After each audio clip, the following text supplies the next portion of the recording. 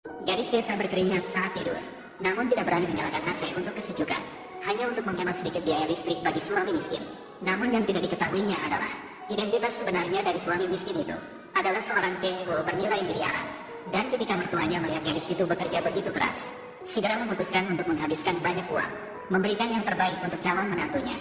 Nanti saya akan membawamu belanja. Tidak perlu, Nyonya. Aku tidak kekurangan apapun. Pakaian selalu perlu ditambahkan sedikit. Dengarkan aku. Ayo pergi. Gadis yang baru bangun tidur ditarik pergi oleh mertuanya dengan bingung seperti itu. Sampai di pusat perbelanjaan terbesar di daerah itu, gadis itu melihat segala sesuatu di depannya. Terkejut dan terpesona seketika. Harga mahal di pusat perbelanjaan membuat gadis itu tercengang. Namun mertuanya tetap bersemangat.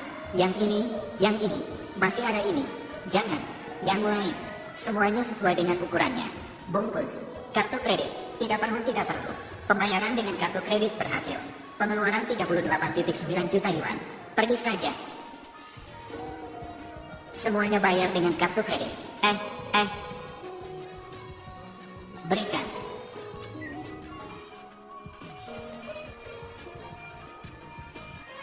Tidak perlu. Terlalu banyak yang dibeli. Ayo pergi. Ponsel, tablet, laptop. Berikan yang termahal untuk saya. Bayar dengan kartu kredit.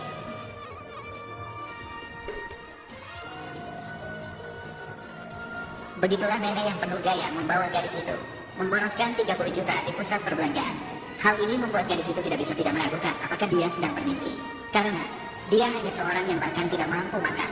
Bahkan pelayan kantin menganggap rendah kemiskinan gadis itu, mengatakan bahwa kartu makanannya bahkan tidak memiliki 5 yuan. Gadis itu sangat terkejut dengan hal ini. Uang yang dia dapatkan dari pekerja paruh waktu selama musim panas sudah masuk. Bagaimana mungkin tidak ada sedikit pun uang 5 yuan? Sementara itu, orang di belakang juga terus mendorong untuk membayar. Mengatakan jika dia tidak punya uang, jangan mengantri sembarangan. Menyusahkan semua orang. Bahkan seorang pria mendorong gadis itu. Gadis itu tidak percaya uang 5.000 yuan yang dia hasilkan hilang. Maka dia segera menelepon ibunya untuk bertanya. Itu adalah uang untuk kuliahnya sendiri. Namun, di ujung telepon, ibunya dengan bangga mengatakan,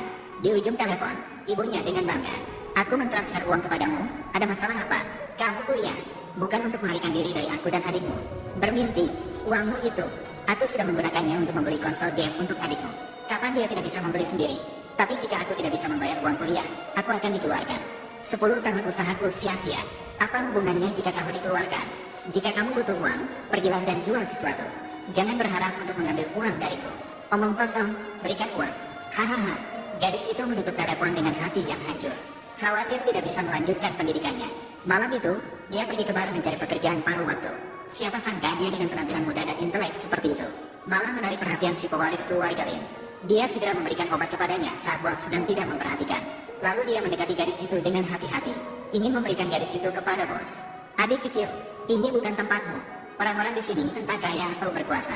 Jika kamu ingin meraih kesuksesan dengan cepat, aku bisa memberimu kesempatan.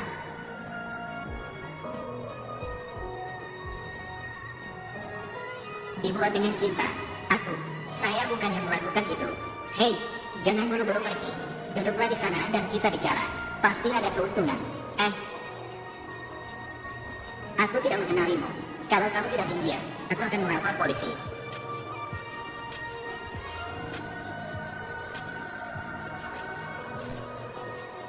$10.000. Semuanya sudah selesai. Uang sebanyak ini bahkan tidak cukup untuk bunga.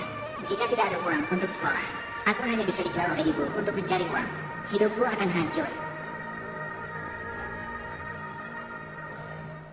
Bersabarlah menunggu hari baikmu. Anakku, tipe gadis seperti apa yang membuatmu puas? Yang memiliki tahi lalat di bawah mata.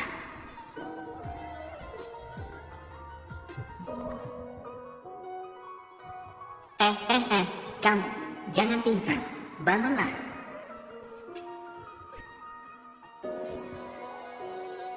Ikut aku. Layani dengan baik. Ini, kenapa kamu seperti adik mabukku? Menjadi menjengkelkan saat mabuk. Jangan muntah di sini. Sudah dewasa, 19. Aku bukan pelacur. Aku hanya melihatmu minum terlalu banyak.